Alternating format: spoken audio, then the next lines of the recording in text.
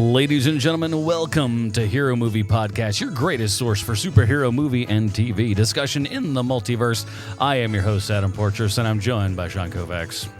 What is this? Hey, hold on. Is that Charlie Callis? Oh, yeah, it might be. And of course, Bruce Leslie. I'm a prickly pear, and there are no depths so low as to keep us from stooping. Bruce Leslie coming to you from the bottom of a submarine. Deep in the depths of the Indian Ocean. I'm still fooling around with my mixer. We've had some sound problems here, and so we were trying to fix them before the show and everything. And Bruce goes, "I got it," and of course, pulls a Bruce Leslie. But we are here today to talk about something that I don't think many of us knew was a real thing, but Bruce. Not only is it that, not only were we not sure about this, but when you look at the IMDb user reviews for this thing, everyone basically says the same thing. I didn't know if I dreamt this or not, so thank God. Okay, so that perfectly describes my experience with this. I know that I watched some of the first episode real time when it came on television. I know that I've seen this thing on television, but I spent a good 30 years of my life wondering, like, was I confused about that? Like, where did this come from? Believe it or not, I had a very similar experience with the Star Wars Holiday Special, that before the land of the internet came around to confirm whether or not I just had fever dreams about these two properties, which I will argue are quite similar in some ways, that the internet confirmed, yes, indeed, they did exist, and there's a reason your memory is so faint. Yes, Virginia, yes. There is a legend of the superheroes, and that's what we'll be covering today. There were 2 episodes back in 1970, I believe 9, wasn't it? Yes, sir. We'll be talking about those, and you can check those out. They're available either on the DC app, or they're also on YouTube as well. Quality's not as well on YouTube. I was wondering about that. Quality's not Well, they used hot. to be on YouTube. I think that YouTube got takedowns for this when DC streaming came out, because that's how I had perused this in the past, and then more recently when I looked for it, it wasn't there. Maybe. Look, man, when you mess with the Marshall Warfield people, step back and watch out, everybody. Now, we do want to mention, though, that this was voted. Now, while Bruce brought it up, it was actually voted upon by the people that support the show over at patreon.com/HMP.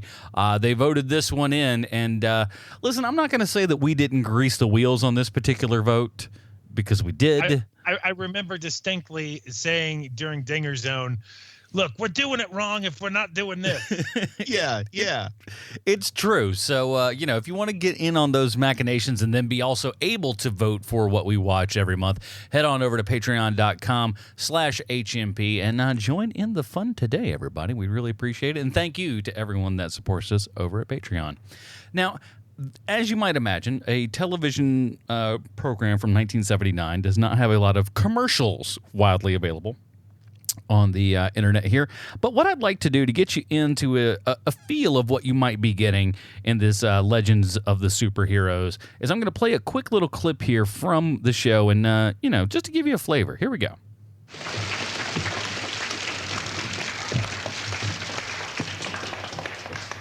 I wish you'd quit calling me retired man. I want people to remember me by my old name, a name that struck terror in the hearts of villains everywhere. The Scarlet... Cyclone. something like that. Scarlet Cyclone. That's it. In gratitude for all your past services to mankind, or in deference to the ladies, person kind, we've all chipped in for this little token of our esteem. Here you are.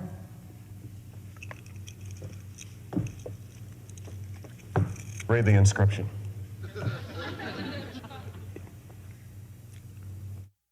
No, the other side. Are you kidding? I can't read that without my glasses. But you're wearing your glasses. That's the kind of comedy that you'll get from Legends of the Superheroes. And that's when it's really flying. Yeah, exactly. Yeah. It doesn't usually come that quickly. And here's the IMDb plotline. A team up of some of DC Comics' greatest superheroes together for 2 specials, a race to stop the United Supervillains' plot to destroy the Earth, and later, a roast in tribute to all of the heroes, hosted by Ed McMahon. That's right, Ed McMahon is in something that we're watching this week, everybody, because that's the world we live in. And he's a killer in it. I mean, he is one of the bright and shining moments in that roast. Oh man, the guy, man. He had a serious drinking problem. That's why he agreed to taking this, and B, he was willing to do anything to get out from under Johnny's shadow, I think. Yeah, nailed it. Not too shabby, even though we do get a sweet Johnny Carson impression from the Weather Wizard in this. But before we get down to who all is in this bad boy, we've got to oh, hold on. Skype decided to take up the whole screen as opposed to just part of it. Oh boy. There we go. You know what time it is, everybody. It's time for Bruce's comic book connection. All right, Bruce, what do you got for us? Mordru the Merciless is the leader of the team of supervillains featured in this thing we watched, and he is indeed a character from the comic books. He was created by Jim Shooter and introduced in 1968, years before Shooter thought it was cool for superheroes to slap their ladies around. Now, Mordru is a Lord of Chaos, and thus a fierce enemy of Dr. Fate, who of course serves the Lords of Order. He's also battled Amethyst of Gemworld and the Justice Society of America. In the future, the 30 and 31st centuries to be exact, Mordru's primary foes are the Legion of Superheroes, and he is arguably the team's most powerful enemy. Mordru begins his existence on Gemworld as Ren, one of the twin sons of Lord Topaz and Lady Turquoise, and Ren becomes entranced by the study of black magic. When performing a summoning ritual, Ren accidentally resurrects a gemstone golem called Flaw, a servant of the child and one of the Lords of Chaos. Flaw chooses Ren to be the Lord's instrument as they attempt to retake Gemworld. The Lords giving Ren tremendous magical power rename him Mordru. While on Gemworld, we discover that Mordru has one of the most bizarre vulnerabilities in all of DC Comics, and that would be taphophobia. So, Adam, why don't you let our listeners know exactly what taphophobia is? It's when you go to the beach and you see those taffy pulling machines and you're like, I'm not getting into that. And I had it written in my notes to say, no, it's not the fear of taffy. Dang it. It is the fear of being buried alive. Mordru's first battle with the superheroes of Earth occurs during a meeting between Earth 1's Justice League of America and Earth 2's Justice Society of America. Mordru, who inhabits the Earth 1 universe, magically reaches back through time from the 30th century to the 20th in order to capture members of the Justice League and Justice Society and bring them to the future so they can retrieve artifacts that would free the Demons 3 and allow him to steal their powers. During the battle, the Justice League and the Justice Society ally with the Legion of Superheroes. Needless to say, his plan fails. Now, after Crisis on Infinite Earths, Mordru is recast as a timeless Lord of Chaos, and all of his Gemworld backstory is cast aside. In the 30th century, Mordru becomes one of the most powerful figures in the universe. Mordru appears on Xerox, that's the Sorcerer's Planet, which it's spelt with a Z, not an X, so that they don't get sued. And he joins the Sorcerers, rises in power, and takes control in a coup. In doing so, he steals the other sorcerer's powers.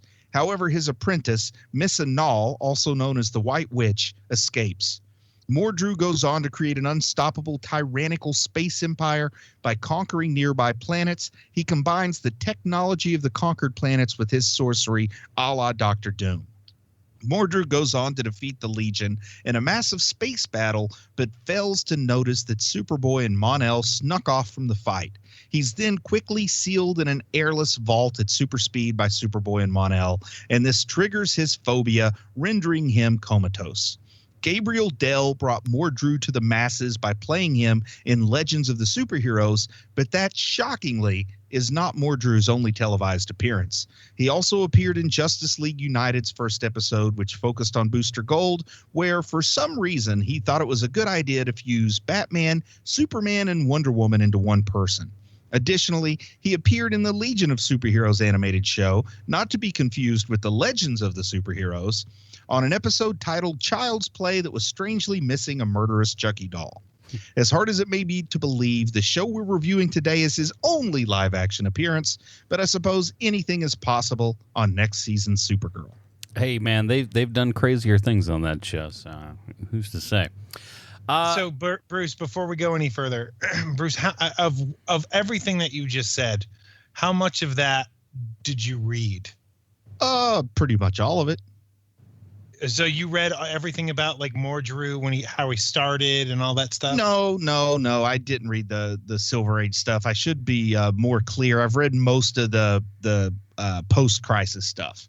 Because I had no idea who Mordru was watching the Legends of Superheroes, because I just find Dr. Fate so boring. See, I'm kind of a Dr. Fate fan, and that's where I got to know Mordru the most often, even though he has more appearances in the Legion of Superheroes than he does in Dr. Fate. I'll be honest, I haven't read much of that Silver Age or even Bronze Age Legion of Superheroes stuff. Yeah. You know, there's all kinds of Legions of superhero stories with Superboy out there that not only have I not read, I don't know that they're easy to find reprints or trades of either. Good to know. That wouldn't be like DC making things hard to find and difficult. That doesn't sound like the DC I know at all. Oh, you know what? They're probably all streaming, or not streaming, but they're probably all available on that DC app that has lots of old comics that you can read on there that I just don't really take advantage of very often. Which, by the way, I did do that. I tried the comic on the TV. Bruce, you're right. It's practically undoable. It's the worst idea ever. It definitely takes some adjusting. There was also a time when I thought that watching a show on my computer was undoable too. That's a good point. Like, you know, it just takes some adjusting. Who would watch something on an iPad? Well, everybody. Exactly. But I don't know, man. This is an interesting cast because we have like a combination of absolute trash actors, which I don't mean to say that in a way to... How dare you? I don't want to say that in a... Just what I mean is this was their only credit, then they were thrown in the trash. I'm not saying that their performance was necessarily trash, but we've got actors that... honestly, I don't know that we can prove they were ever alive other than that we've seen them on screen in this show, combined with like some pretty darn accomplished folks. It's so weird, the combination. And boy, the talent shows when Frank Gorshin performs a line and then that Hawkman guy says something. You mean he has lines other than the giant cacaw coming out of his mouth when he flexes his muscles, which is clearly honestly, the only reason he had one line where he says, "Did you see Batman?" to Solomon Grundy, who Solomon Grundy even emotes better than Hawkman. It's true. That guy was cast for the pecs and nothing else. He get it? Birds, pectoralis. You know what? You should just see yourself out. I don't get that. Ba-dum-bum. Terrible. But did you write for this thing? Oh, you know, I wish I would have. If only I had a time machine. That's the first thing I would do. Before I went back to kill Hitler, I would stop and write for this thing. Now, do either of you know how much time passed in between the actual airing of episode 1 and episode 2? I don't, and I looked it up. No, I don't even know if it did air the roast. I think it did, man. There's no way you've got tape with Ed McMahon on it and you don't air it. That is true. But I thought this is a weird That's time Ed in McMahon television. money. But this is a weird time in television when there's 2 episodes of a television show filmed. Like you know, they did the pilot and then they picked it up for one more episode. That's so weird to me. Like, you'd think there are unreleased episodes that at least DC would have streaming on their new app or something. But I get the idea that this is all that was ever written and filmed, which is so weird to think, like, we don't know if we need to do a show for next week or not. Here's how this show feels to me. It feels like they erected a set and they were like, okay, here's the deal. We got this set and then we're going to tear this down, basically, get it to the bones, redress it. That'll be another set. And we need to make as much content as we can around these 2 sets. And that's pretty much what they did, it looks like. And it's almost not a set, man. Wow. It's like they put some emblems on some circles. I mean, it is very much like a game show set, which is interesting because Bill Carruthers, the guy that directed this, or these 2 episodes. His other credits are things like Press Your Luck, The Dating Game. Yeah. I can't think of some of the other game shows, but he was like a game show director. This is produced by, Hanna-Barbera, who not only do they do animation, they do cheap animation. They're not even like high-end animation. And boy, they tried to take the same approach to live action that they do to animation with reusing the background over and over again. Let's see, we've got one stage and a gas station. Let's make some episodes. I am really glad that I did not see this when I was a kid. And the reason why is because I would have loved it, especially with the opening. Yeah, I loved it. The kid, every time when the introduction to the show where each individual superhero comes out with Gary Owens, power, announcing it. Come on. It is like such. Like, I could imagine 5-year-old me just being like, "Oh my God, this is the greatest show I've ever seen." Now, you're probably not going to be surprised to hear that 5-year-old me was a big fan of the Carol Burnett show. Sure. The 45-year-old you is a big fan. Of course. But when this show came out, I think in my mind, and it's really dangerous when you're sitting here 40 years later and trying to put thoughts into my mind from 1979. But I think I had the idea that this was going to be like the Carol Burnett show, but with superheroes. And I think I got really excited for this, but I remember like loving the live action Solomon Grundy show. Like that's all that I really had as a formed memory for a good part of my life was I know there was a live action Solomon Grundy. Like there's part of me that thought maybe Solomon Grundy was like a guest on Carol Burnett or something weird like that. Solomon Grundy want pants too. It's funny, man, because the people on this show, it is really, it's just jarring watching the people who actually have stage presence and those who don't. So, the guy who's playing Solomon Grundy, I can't remember his name. It's like Mickey Morton or something like that. That is exactly it. Yeah, it's not an actor that I know from anything else. Yeah, he played Mala in the Star Wars Christmas special. Oh boy, and talk about 2 shows that deserve to be compared to one another. I know, it's almost the same thing. So, like that guy has something where you just want to watch him, and he's not, and he's doing a pretty good job being Solomon Grundy. And then every time Adam West and Burt Ward show up, you're like, oh wow, yeah, that's a kick in the pants the show needs. I understand why that's there. But just about every single other person on the show, just look right past them. Like the woman playing Black Canary has done 2 other things on this show. She was on Charlie's Angels too back then. I watched Charlie's Angels back then. Oh, and she was on Charlie's Angels. Yeah, Danuta, something like that is her name. Danuta Wesley. Well, she doesn't have a big presence. She was well known for her chowder buckets back in the 70s. And I think she was usually in a show that involved like a tight shirt, and she's like the girl that would pop out and be like, make the guy blush or something like that. I don't think she was ever expected to rely too heavily on her line reading. Why am I not surprised that you instantly knew the name Danuta Wesley? Because, I do some research. Well, excuse me. I believe that was in 1978. But she's credited as just Danuta, and there's more than one Danuta from the 70s, so you had to make sure you got the right Danuta. Oh, and the other person, of course, Frank Gorshin. But although I found him kind of annoying. I tell you what, does this not feel like this was the thing that Jim Carrey saw that informed his Riddler? That is an excellent point, sir, because that is just about exactly what he did. It's Frank Gorshin is the only Riddler that most people would have ever been familiar with. Yeah, but this is like a special over the top. Yeah. This is the crazy bill, man.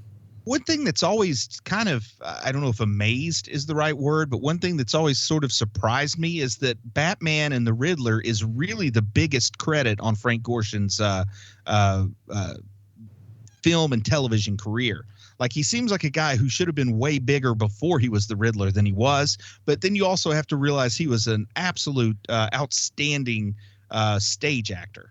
And a lot of that makes sense when you see what he brought to the Riddler. But he was a much more accomplished stage actor than film actor. And comedian. I mean, he was an impersonator. and which I didn't know until very recently.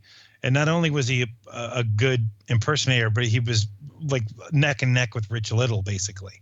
And this is also a time where the entertainment industry really didn't differentiate between comedic actor and comedian. So anyone who is a comedic actor could have a little skit to go act out on stage and call themselves a comedian too. You know, like there's a different thing now with that than there was then. Yes. But I think it comes from the old vaudeville tradition or something. I don't know anything else about Frank Gorshin, man. The guy is a real treat compared to some of the other I'll folks say we this, watch. like of all the cast members and stuff, you know, for good or for bad, he is giving it his all. Yeah. Yeah. And they were smart to feature him. I mean, I guess the biggest scene he had was when he's the psychiatrist, which, you know, Captain Marvel, what an idiot to just go by a roadside psychiatrist's office without an appointment, walls, or a door. And just sit down and start talking. We've got 2 walls, no ceiling, and it's in the out of doors. This seems like it's on the up and up. I'll go lay down on this man's couch that just appeared out of bloody thin air. Why are we picking nits over this thing? I mean, let's be honest. Well, I do like that Frank Gorshin gets to go from his typical Frank Gorshin Riddler performance to sort of a Sigmund Freud spoof, and then into like Foghorn Leghorn out of nowhere. Then he becomes English for a little bit. Then, you know, he's really showing off his impression abilities, I guess, here. I don't know what the difference is between a good impression and good acting, but this feels more like impressions than acting, you know? Yes. I was so certain watching this thing. It just smacked of Bruce Valanche to me. Well, he was busy this year. So I looked it up. It is not him. He has nothing to do with it. Sadly, Hanna-Barbera couldn't afford Bruce Valanche at this point in time. One thing that they were smart to do, though, is they really focused their casting on the villains, which for such a low-quality product, they figured out way back then what it took Hollywood sometimes a little while to figure out, but you really got it. The villains carry these sorts of stories more than the heroes do. Another person, and let's see, I wanted to talk about Charlie Callis, the guy that plays Sinestro. Were you guys familiar with him? Oh, yeah. What is that? That's what Charlie Callis does. Yeah. Now, when he was dressed as the gypsy, though, he bore a striking resemblance to Jamie Farr, I thought. You know how Jamie Farr was always cross-dressing in MASH and everything? Jamie and Farr similar wishes profile. he was Charlie Callis. Oh, man, I don't know. Charlie Callis probably wishes he had Jamie Farr's bank account at the peak of his career, though. Without a doubt. But do you know what role other than Sinestro Charlie Callis is most famous for, Sean? Shown?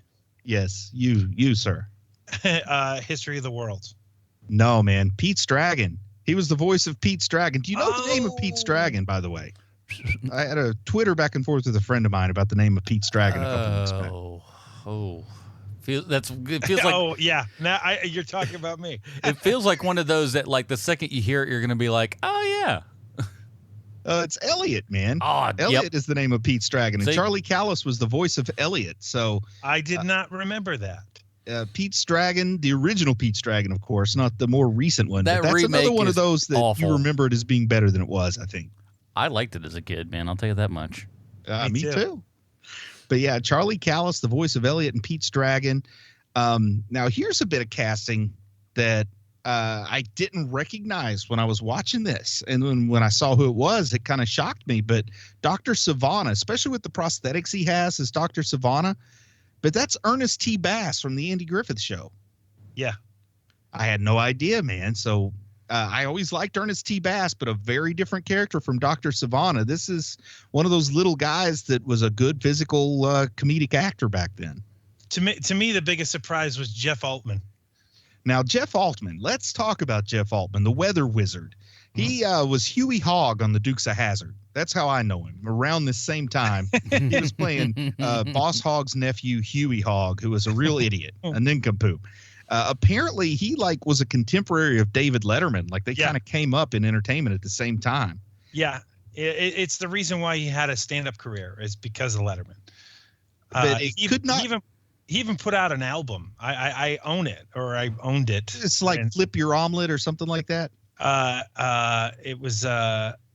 Oh man, It had something to do with eggs. I really felt like it had something to do with eggs, the title of his album. Well, sweet and meaty was his thing. He was like, he constantly kept talking about sweet and meaty. But for an actual stand-up comic with a career, he does a pretty bad job with the Weather Wizard stand-up routine at the roast. I mean, okay, so let's because I think it's the lesser of the two by a long shot. Let's do the roast. Let's deconstruct the roast, get that out of the way, and then go to the one with the actual story. Well, first off, the roast is not entertaining to me in the least. Like every now and then there'll be a good dated joke that I enjoy just because I get it. Like I can't even think of it wouldn't even be like a Jimmy Carter joke. That's too easy to recognize. But there were some dated jokes that I really enjoyed the fact that I just happened to know what they were referring to, because a lot of people probably wouldn't. But I think the thing that catches everybody's attention with the roast and why the roast just goes nowhere with any modern audience is because of the guest appearance of Ghetto Man. Yeah. Yes. I mean, that really funny. He is actually funny, but man, the second when they just go, and here's a new superhero, everybody, Ghetto Man. And my first, like out loud, I go, oh no, don't do that. Don't do that. This is not going to be good. And thank God he was funny. He really was. He had a good bit. Funny, but even Ed McMahon's reaction to him, everybody else's reaction, it was like, boy, this racism is far too casual for me. They felt like they just let a brother in there for 5 seconds, and then they were like, all right, time's up. You got to go. And then he's just but I do like that he pointed out things like, you know, I can't help but notice not a whole lot of color with you superheroes, and you all tend not to come to my neighborhood, and that's why I'm there in the first place. And, some good stuff, stuff. He was better than the jokes that framed him. Yeah. Jeff Altman's album, You Were So Close, is I'll Flip You Like a Cheese Omelet. Okay, I knew it had something to do with eggs. It's like there's eggs in there somewhere. Yeah, which is a really weird thing for me to know, man. Yes, it is. Like the Huey Hogg part, I expect me to know Huey Hogg. I don't expect me to know about the omelet. Yeah, but he there's so much weirdness in this, and like I doing a bit of digging on this. Adam West hated doing this. He hated being there. I can see that. That's so amazing to me. Like, all you wanted to do was be Batman forever. You finally get a chance to be Batman 11 years after Batman goes off the air. And you're complaining about it. It's awful. Don't get me wrong. I get that it's awful, but it's what you want to be doing. And he looks like he's in okay shape too, really, if you're honest with, No, he's not. I mean, he's not. For him. Do you think Burt Ward was really doing those flips in his intro scene? Oh, Burt Ward absolutely. was. Who was putting on a little bit of weight was Burt Ward. They had to cover up the gray hair for this, but it's hard for me to believe that Huntress even got paid for her appearance. I think she says 2 lines over the 2 episodes and mostly involves sitting down and holding a crossbow. She looks very intimidating. But she does not sit like a lady. I'll just leave it at that. I watched how she sat compared to how Black Canary sits. If she was my kid, she would have been yelled at. There was no question whose trailer Hawkman was going to check out after the shoot. First of all, I would not be shocked if any of that was going down. I mean, like, look, that's a big hunky dude. Sure, he couldn't act, but, all he's got to do is take his shirt off there, and he was already bigger than, the biggest of superheroes on this program. Oh, yeah. Like, the idea of him battling Jeff Altman one-on-one would have been hilarious to me. Like, just straight up fist fight between him and Jeff Altman, who's almost 4'8". So I think we can all agree the roast was quite a bust. And if you were to skip any of these, that's the one to do it because, man, it is almost 50 minutes worth of and I love roast. I love, like, but they weren't really roasting anyone. Not really. That's the right. thing. No. And it was I don't know, the best joke to me of the roast was when Ed McMahon said last time he went to St. Louis, he fell in a vat of Budweiser and wound up wrestling a Clydesdale. Like, I can remember, like, in the early 80s that it was like a common running joke that Ed McMahon was just a horrible, incurable alcoholic. Yeah. Like, it's so weird to think that was like a running joke about him of all people. And there were many known, like, fall down drunks working in the business constantly. I mean, Dean Martin made a career out of it. Yeah. Dean Martin's license plate on his car said drunkie. Wow. And he never got a DUI. Wow. I got to tell you, to me, the worst part of the roast is Ruth Buzzzzi. Okay, let's talk more about she's famous from Laugh In. So you'd think she would be right at home at something like this, and she's not. Well, Ruth, I don't find much of Laugh In funny. I mean, there's certain and I'm somebody who can pick through a lot of not funny to find the funny. You don't think Richard Nixon saying "sock it to me" is just hilarious? Of course I do. But so I never really found Ruth Buzzzzi all that funny until she was on Sesame Street, and she's great on Sesame Street. But her on this is more like Ruth Buzzzzi on Laugh-In, which I don't find any of that funny. And you know, where you're going to be my sixth husband. Come on. No one's that insane.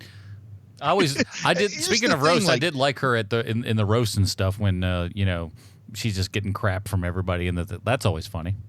But that's not her being funny. That's other people giving her a hard time. They needed Marsha Warfield in the roast. Yes, they did. She would have been great. She's probably Marsha Warfield plays everyone watching this movie. It goes, girl, let me tell you about what's going on right now. You ain't gonna believe this stupid crap. She was, she was probably the fourth or fifth best person on Night Court. So that's saying something, because that was a loaded cast. But I think she is my fourth favorite bailiff on Night Court. She's my third favorite, so we're close.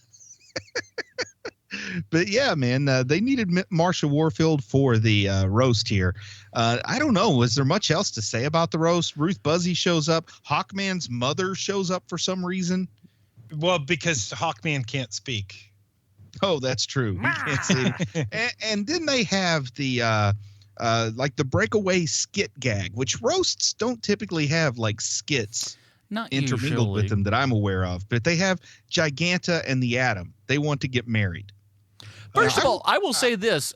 Special effects right there, not horrible. Better than that Atom special effect that we had in that weird pilot we watched from like the 90s. Yeah. That Justice League pilot. Now, I want to talk about Alicia Brevard, the actress that plays Giganta. Do you guys know much about her at all? Do you know anything about her? She's actually pretty accomplished in the world of drama. Do not like know. As a academic theater professor and stuff like that. But Alicia Brevard underwent one of the first sexual reassignment procedures performed in the United States. Really? Yes. Let's see. Here's what she wrote a book. I'm trying to find the name of the book. I had it here in the notes, but she referred to herself as a, transsexual, transgender, which is the more appropriate term that we use now. Wasn't really in the vocabulary back when she wrote the book, but she talked about being essentially the first transsexual in Hollywood. Something else I found out, though, that was really interesting when I read about her is that she attended graduate school at Marshall University in Huntington, West Virginia. Well, there you go. Yeah, so we got some roots here at home, but it's interesting. This is why I say this is important to talk about. This past season on Supergirl, the CW and Greg Berlanti has really been pushing this narrative that they have TV's first transgender superhero. They have an actress on the show who is an openly transgendered female, male to female, transgendered female, who is playing Dream Girl. And the actress and the character are both transgender. But they don't have TV's first transgender superhero because, well, Giganta's a villain. So maybe that's the hair they're trying to split. But I would guarantee you anything, nobody at the CW, Greg Berlanti, the community as a whole probably have no idea that Alicia Brevard was the first transgender comic book property sort of character on television. And I think maybe she deserves a little bit more recognition for that, since the CW is making such a big deal about this current season of Supergirl. Yeah, see, you're not as like smart as you think there over there at the Berlantiverse. Come on now, there's people that've done it before. Berlanti. But anyway, man, tip of the hat to Alicia Brevard as Giganta, a character who is a gorilla that transitioned to human, played by someone who transitioned from male to female. You know, we've all been gorillas from time to time. Now, I do want to say, And she's a member of the Thundering Herd, too. I can't mention that enough, that I'm proud to have yet another Marshall University tie in the world of comic books. now I do want to say this, for only because he has two different costumes, but Charlie Callis's Sinestro costume in the roast looks like a blue version of Tingle from Zelda. You guys, like smart, video game people know what that is. But man, oh man, it's like the exact outfit. It's kind of weird. All he needed is a little tiny odd cap, and he'd have been off to the races, man. I thought he looked like Hermie. I think that There's a little bit of that. In a show of middle-aged men who look bad in tights, Charlie Callis was the most middle-aged who looked the worst. Like he was the leading example of why some men shouldn't wear spandex in a show literally littered with people like Adam West and Frank Gorshin. Well, yeah, I'll be honest though. I think he gives probably, outside of Gorshin, probably one of the better performances in this entire thing is in the first episode there for sure. Yeah, he keeps that to a minimum. He would have been better in a pair of trousers. I liked him in the dress. Yeah, you know what? He was a very good gypsy. I thought the gypsy bit was like one of the stronger portions of that program. I was just like, hey, you know what? It's stupid and silly, but it's stupid and silly enough in a way that I can enjoy it. Oh, Adam, you know how you like making people mad for no reason sometimes? You should totally, next time you run into a Greek person and you know they're Greek, just call them a gypsy. Gypsies? Good. You know what? Next time you run into a Roma person, just, call them a gypsy. I'll do it. I listen. You know I don't care. Oh, boy. I will. Romani. We understand that the proper term is Romani, people. We understand that. We're using the linguistics of the show. It was the time that it was said, and Now, all right, moving on. What do you? I still get the idea that this was a show that was like written and acted out, filmed, televised all within a week. Like, I feel like they did the first episode, waited to see what people thought, then did the second episode. Then when they heard there wasn't a third, like, I really get the idea this is put together like a high school yearbook. This show. I think what they did is that they had everything together, and they shot them both concurrently.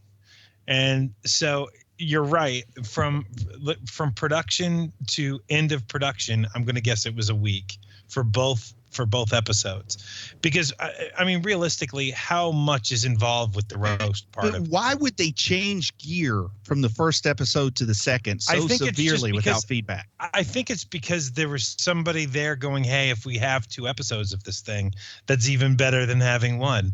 And since we already have this big set already, we have the stage set up, we can just do that. I agree. I think that's how it went. It was more of a how can we juice this Appley and more. I really need a behind the scenes documentary about the making of this show now, because I think that they wanted it to be an adventure show, and I think that every episode was supposed to be similar to the first episode, to the pilot. And when that one wasn't received well, they said, wait, give us another chance, we can change gears. And they did the roast, and then they were not given a chance to do a third one. Bruce, be honest with me right now. When you first watched an episode of Aqua Teen Hunger Force, were you really upset that they didn't go and save the world from something? A little bit. All they do is sit around in the house and talk about who's not taking the trash out. Oh, man, I was much more upset the first time I saw Space Ghost Coast to Coast, but that's a different story. Oh, my gosh. I love one of my favorite shows of that era. Harvey Birdman. That was another one that disappointed me. I loved that show. Did you get that thing I sent you? Oh, but man, the difference between like episode 1 and episode 2 just doesn't make any sense to me at all. If anything, they shot it all. I mean, honestly, man, they shot it all the same day. I mean, they did. They had to. There's no way they had Ed McMahon around and didn't put him in both episodes. Oh, that's a good point. And also, there were people in the first episode that weren't able to make it back for the second episode. Like, wow, Mordred. So they really did shoot this. They did not shoot this in one day. That is very surprising. Yeah, I think it again with Sinestro's outfit being changed. It feels like they would have had to have at least 2 differences. Ruth Buzzzzi was pulled around. I almost wonder if this was something like there might have been 3 months in between when the two were broadcast or something. Like these were just movie of the week type deals where they would say, we'll do about 3 or 4 of these a year, like they used to do with Captain America and with Spider-Man. Right. Man, that's crazy. But everything about this is crazy. I mean, is it fair to say that this might be the lowest production quality of anything that we've ever reviewed when you account for everything? I don't know. Yeah. That Superman musical was pretty bad. Oh yeah, up and away. Yeah, but that was, I don't know. I felt like that was at least a little bit coherent. That was performed probably on par with the actual stage play it was based on. I feel like this, I mean, it didn't change into a roast halfway through. It's true. And then the roast wasn't crummy. And there wasn't a whole lot of for no reason at a gas station. And then don't forget, they keep ruining that picnic. And there's this, first of all, the stupid crap of interrupting the picnic. I love that like horrible running gag stuff. It's the Simpsons bit of it's funny, then you do it till it's not funny, and then eventually it comes back around to funny again. Okay, and that's what that picnic scene was for me, for sure. Well, January 18th, 1979, January 25th, 1979. So 1 and 2 were a week apart, with no 3 ever having been filmed. But that's when they aired. Yeah, that's when they aired. But I'm saying I think some of us have an understanding that like the pilot gets made and then they pick up a season and they may cancel it after 2 episodes, but there's more than 2 episodes filmed. I honestly believe by all evidence that anyone's ever collected that this only had 2 episodes filmed, and it preempted a show called Project UFO when they showed it. So it's like they were showing it in another show's time spot. Man, can you imagine, like now, imagine that TV is the way it was in 1979 now. And you only had 3 channels. And on those channels, any given night, you could be watching Super Train or Manimal or this. It's amazing. Oh, man, Manimal was a good one. Yeah.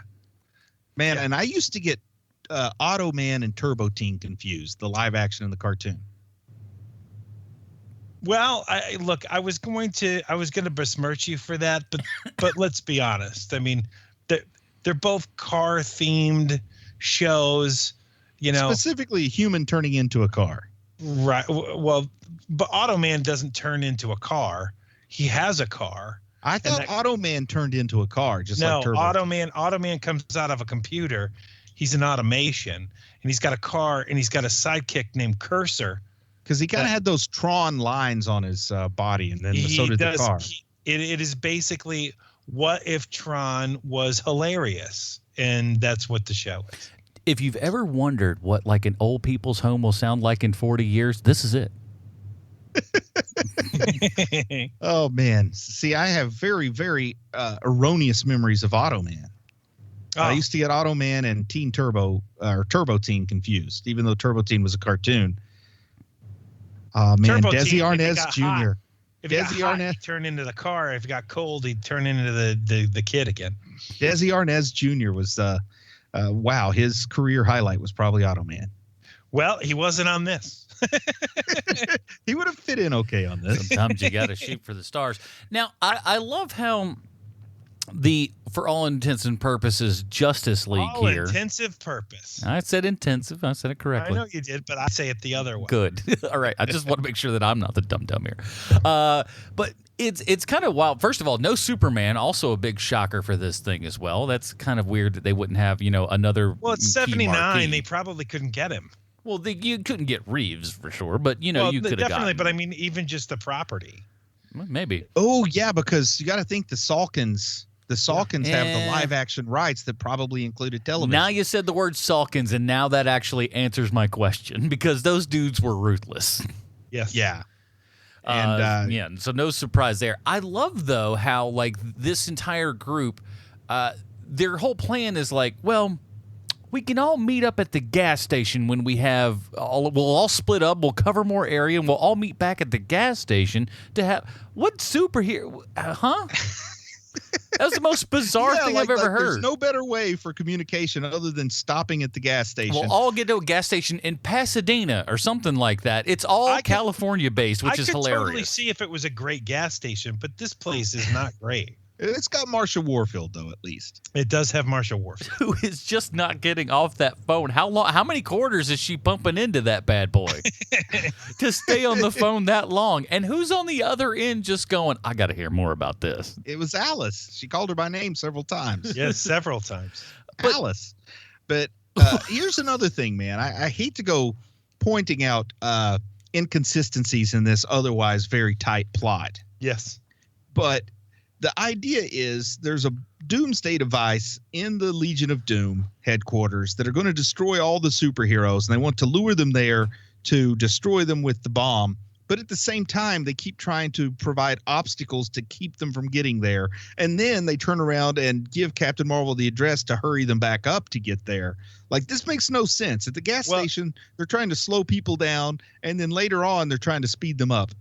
No, you're see, your logic has a flaw in it because the bomb doesn't require the Super Friends to be there at the island. The bomb goes off, it kills everyone except for the Legion of Doom.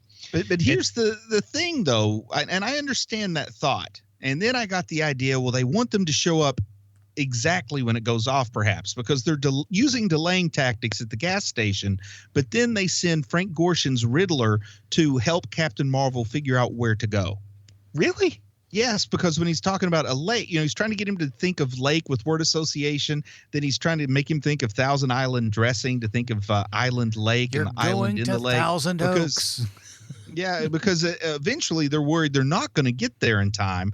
And then we've got a jet ski chase in which, man, I never knew that they made these freakish old 1979 jet skis. These those things are awesome. Proper jet skis. They look like droids from Star Wars, to be honest. I said awesome.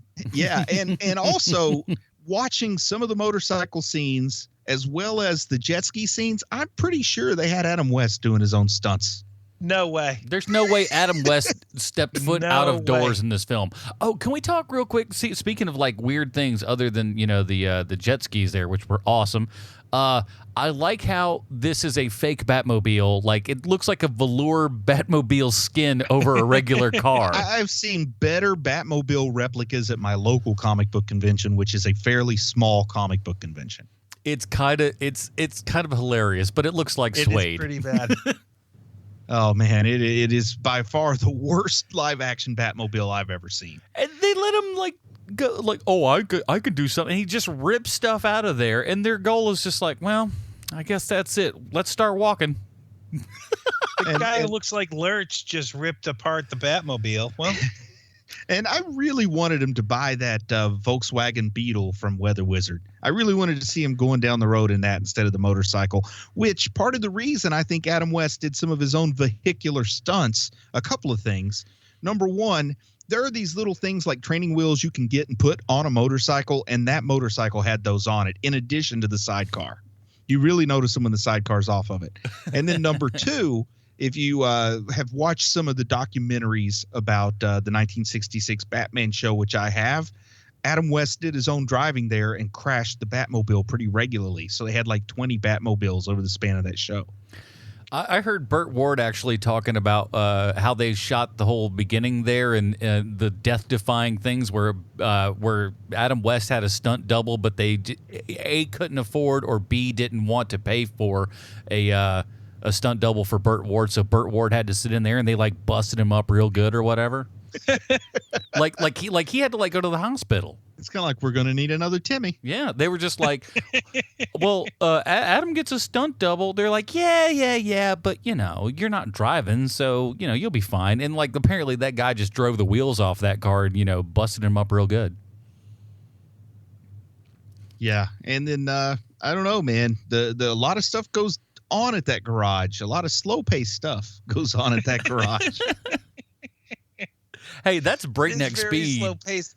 And I will say, it's the thing that I don't like what happens with a lot of superhero property, where there is a level of shame while watching it sometimes.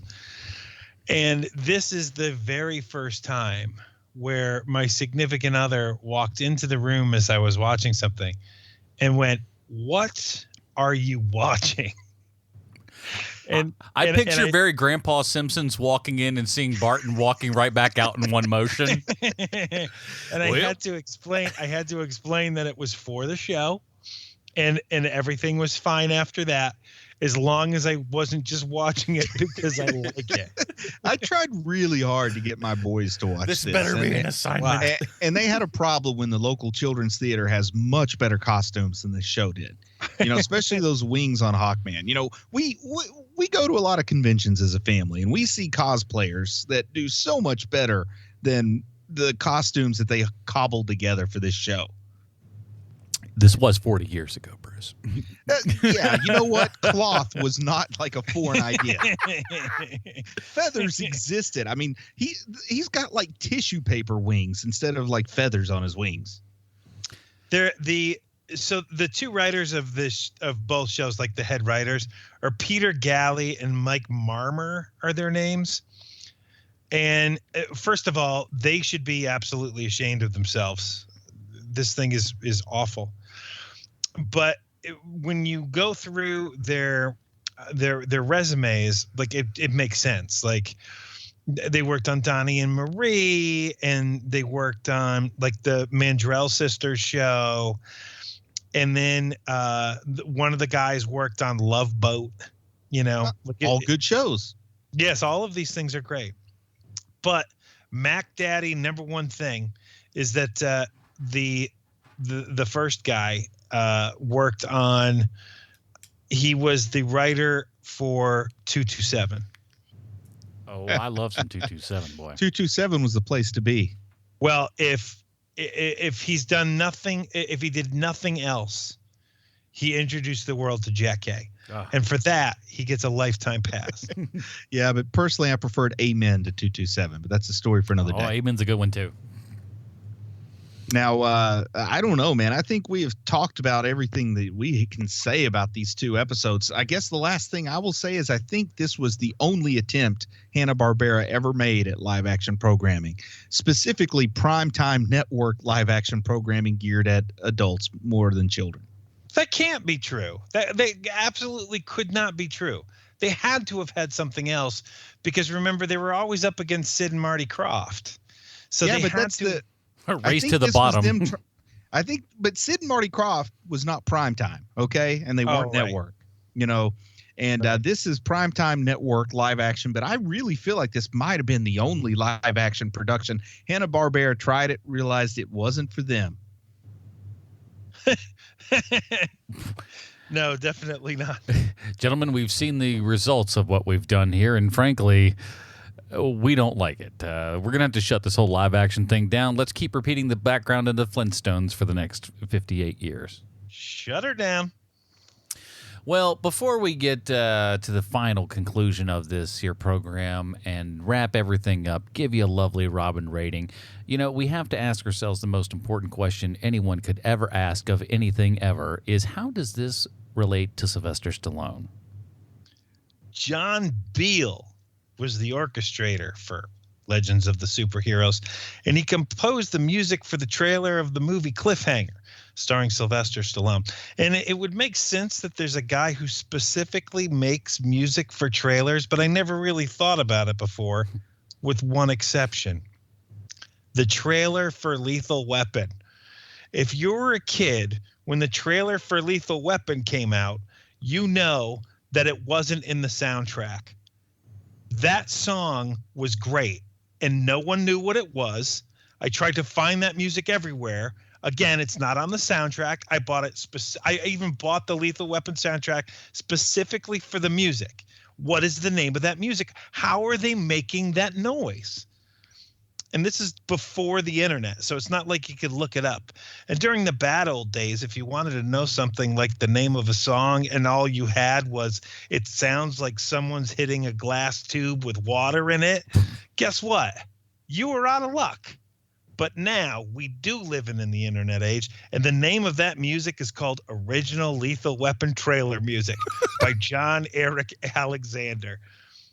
Whenever I hear someone complain about the internet, I tell them, I walk right up to them and I tell them, don't you remember how hard it was to find information? It was terrible. What if you were trying to find out the name for the song Rock and Roll Part 2 by Gary Glitter? You were screwed. Your Stallone connection this week is John Beal. Thank you. I'm Sean Kovacs. Thank you. Seriously. Thank you also. No, thank you. I should be thanking you. Thank you. Thanks. All right. And speaking of thanks, I'd like to thank Bruce Leslie and ask him, why did you suggest this and what is your Robin rating? Well, first off, I did find out that if you want to follow the trail, Man from Atlantis, starring Patrick Duffy, the Aquaman ripoff that was on TV in 1977 for 13 episodes, was produced by, I think it's called Solo Productions or something like that, which was a subsidiary, Solo Production Company, which was a wholly owned subsidiary of Hanna-Barbera. Ah. So their other live action was the Aquaman ripoff starring Patrick Duffy.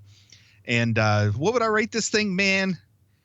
This thing does not deserve a rating, exactly. But at the same time, everybody ought to watch it.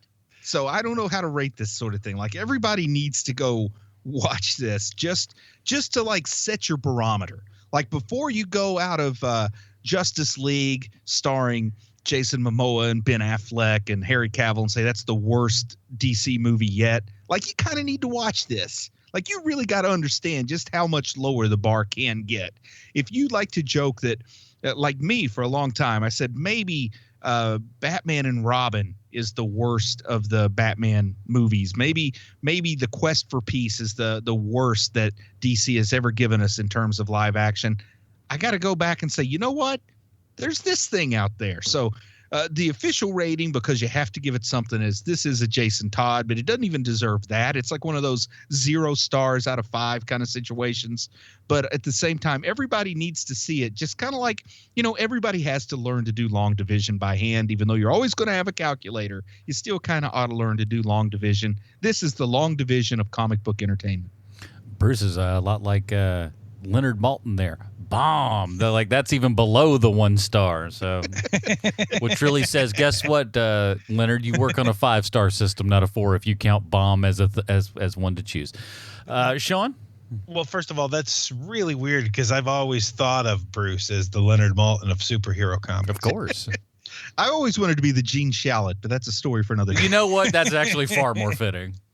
I know a guy, I'm not even kidding when I say this to you, has the most dead-on Gene Shalit impression. Every time I see him, I make him do it. It is hysterical. For me, look, this thing is truly, truly awful. I don't care. I love this thing. I know it's awful.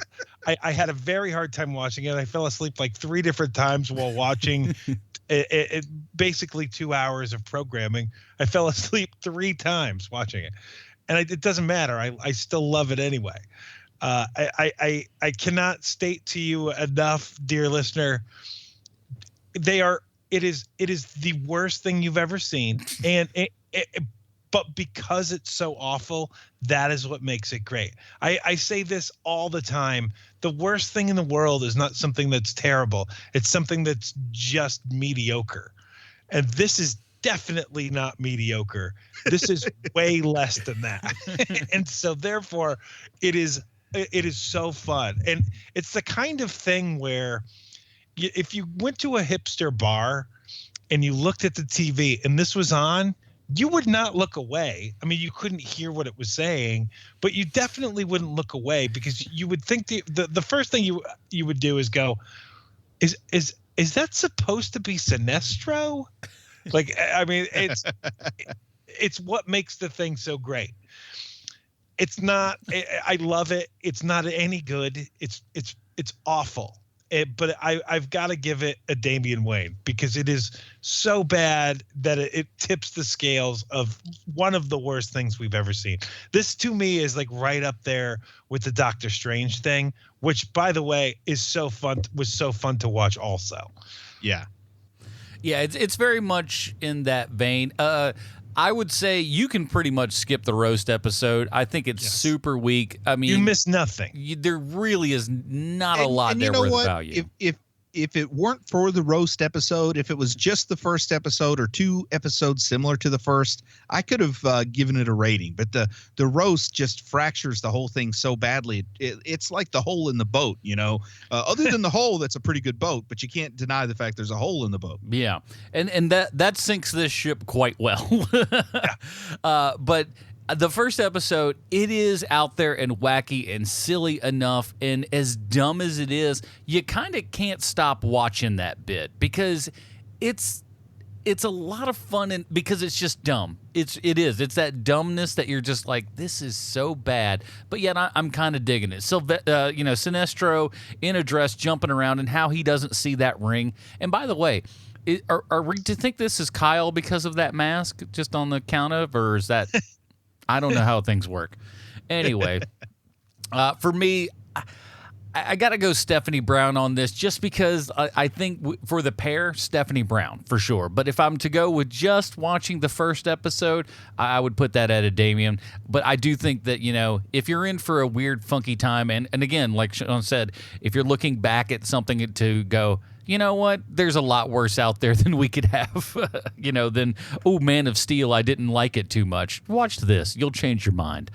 So that's it, everybody. Thank you again to everybody who helped support this show and voted on this episode.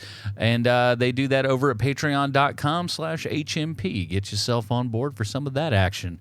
Next week, we're going to be doing The Punisher. That's right, the full entire second season on Netflix. We're going to be talking about that next week. In the meantime, Bruce, where might we find more of your work on the internet? Oh, you can just look for Chubby Wizard, chubbywizard.com. Look for Chubby Wizard wherever you find your other podcasts. And we've always got some good TV/movie/comic book talk going on at Chubby Wizard. And you can always head over to Amazon.com and pick up Nerdspawn Genesis or Dragon Blinder or Chubby Wizard Wrath of the Manticore if you're looking for a fun read. And Sean, I'm to understand you'll be found at everyone's local Krispy Kreme this weekend. No, well, that's hilarious. But you can find me at Koufax Fan Fun at KoufaxFanFun.com. For if you're just a Koufax fan and you want to have fun, go to KoufaxFanFun.com. I mean, 2 and 2 does equal 4. It's actually about having fun with electric fans. That is also true. And just before the show's over, I got to mention Kiss Meets the Phantom of the Park was a co-production of Hanna-Barbera and that's Kiss sweet. Productions. Oh my God, that's so sweet. Wait a minute. Can you imagine Kiss what those meetings must have been like? Yeah. Well, I'd like to tell you, but it's very secret. It's good Gene Simmons. And of course, the Film Find. Everybody check that out too. That's it. Well, join us next week, won't you, for our review of Punisher Season 2 on Netflix. For Sean Koufax, Bruce Leslie, I'm Adam Portrais. Stay super, everybody. Goodbye, Marty and Evie. A brute who thinks torture is cute, or a cheat who finds larceny neat, or a swine who says murder's divine. That's entertainment. A flood turning cities to mud. Or a blaze that keeps burning for days. Or a quake even Richter can't take.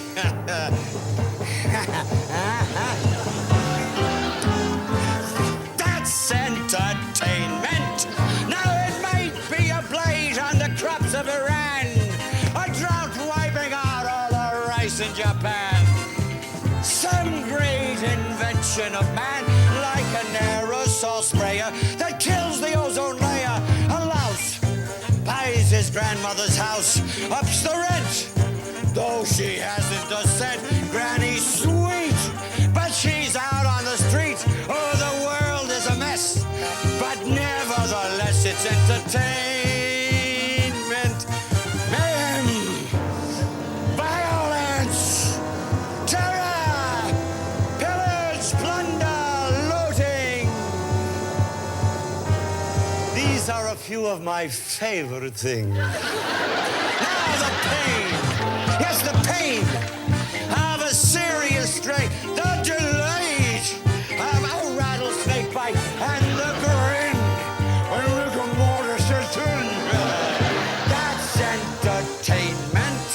Oh, a youth who's already uncouth wants to meet pretty girls on the street with a plan that Jack the Ripper began. That's entertainment. I dig any big catastrophic device, a ship in the grip of a mountain of ice. I think diseases are nice, a condition that's chronic, a plague that is bubonic. The jolt of my lightning bolt I can use